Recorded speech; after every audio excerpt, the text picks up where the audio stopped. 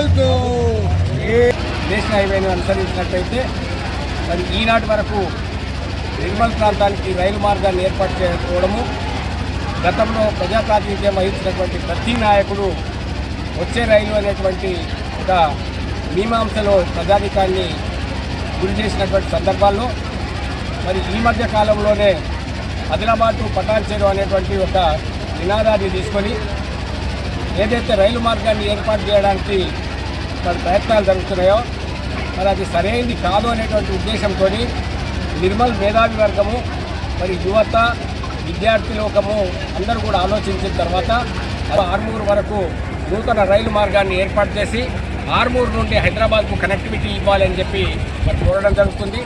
రైలు కావాలనేటువంటి నినాదంతో ఇంకో 10 నిమిషాలలో భారీ ర్యాలీని యావత్తు నిర్మల్ పట్టణంలో మరి ర్యాలీ రూపంలో మరి ప్రజలకు తెలిసే విధంగా, ప్రజలు సోయికొచ్చే విధంగా ఈ కార్యక్రమాన్ని నిర్వర్తిస్తున్నాం. కాబట్టి మరి అందరూ సహకరించాలని చెప్పి వ్యాపారస్తులు కానీ, విద్యార్థులు కానీ, మేధావులు కానీ, ఉద్యోగ ఉపాధ్యాయ కార్మిక పెన్షనర్లు కానీ యావత్తు విద్యావంతులైనటువంటి ముఖ్యంగా అయితే మేము ఏ రాజకీయ పక్షాలకు చెందిన వాళ్ళం కాము.